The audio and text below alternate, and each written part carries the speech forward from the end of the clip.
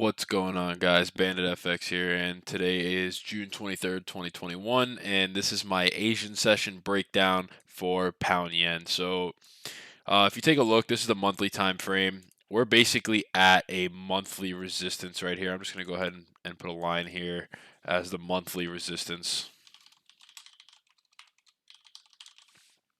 Okay, so um, we have 6 days left in the month, basically just a little bit over a week left, and this candle basically created a very, very large bottom wick, but it is still bearish. And um, taking a look at the weekly time frame, we have this bullish candle that basically almost engulfed the last bearish candle, forming a nice, very strong support here at 152.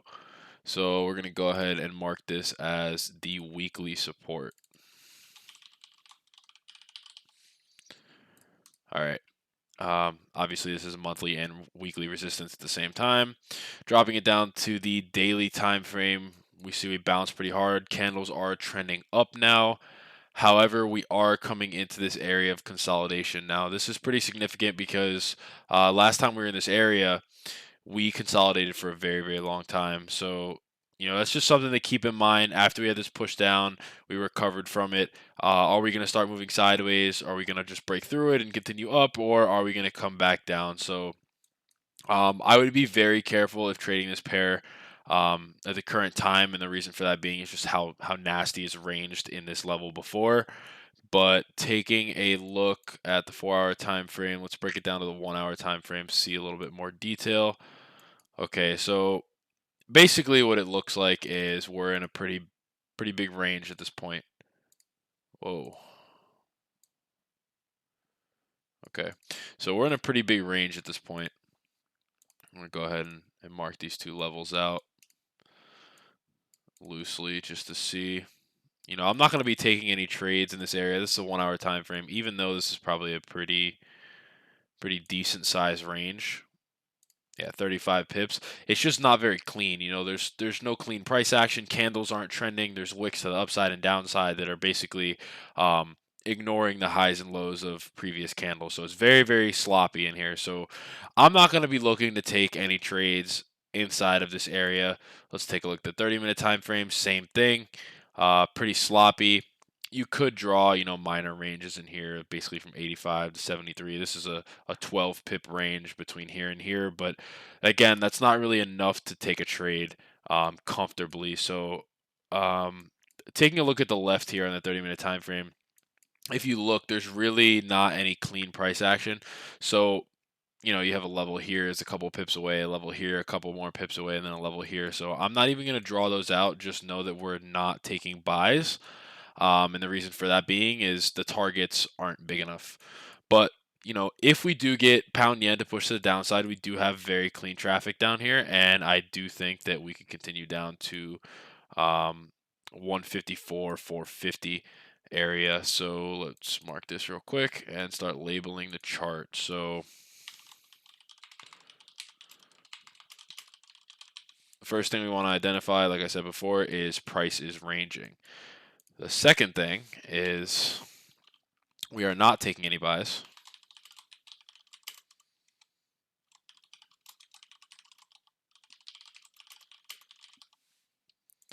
So we're not taking buys because there's no clean traffic to the left. As you can see, these levels aren't they're not very clear, and they're also not very spaced out, so the ranges are too small. And then we would look for sells, however, at a break below this level. And you got really one of two options here. You can either wait for a 30-minute candle close down below 154,700, or if you're in a high volume session and price starts pushing down and you see that structure gets broken, then you can go ahead and take an impulse entry if uh, you know you're feeling like taking a lower risk trade or just a little bit more of an aggressive entry. But just know that candles are trending upwards.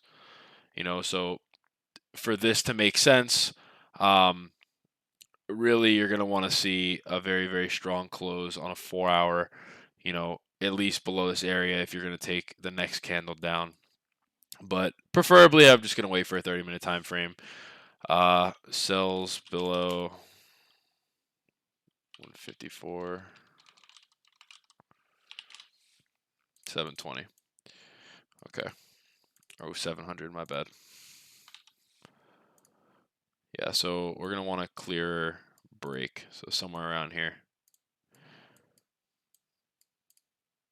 So sells below this area makes sense. You could now again, this is if you're looking at the 4-hour time frame, but I don't like it because even though the higher time frames do kind of dictate the direction that price does move, you have to look at the lower time frames for a little bit more detail. So if you look at the 4-hour time frame, we have a support right here.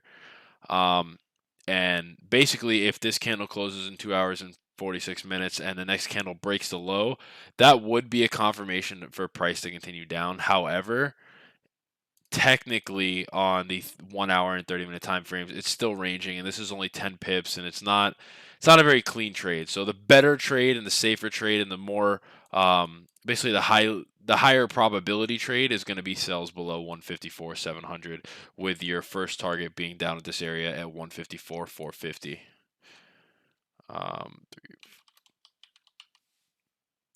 So I'm going to draw a little bit of arrows first so you guys can see. Obviously, price is ranging here. There's no clean traffic to the left of this. So we're just going to draw this like this. Our first take profit is going to basically be the top of this next range right here, because more often than not, price is going to use the previous resistance as support before continuing. We can come down to here and then eventually break through and go further, but as far as first targets are concerned, I'm looking for 154, 450. And then obviously the reason for sells below this level is you're going to want clean sells or a clean candle close below this level. Once we get a clean close, below these candle bodies, then once price breaks the low of that candle, we should continue down with no problem. So yeah, guys, that's my Asian session breakdown for June 23rd, 2021. Leave a like, leave a comment, let me know your thoughts, and if you haven't already, please subscribe.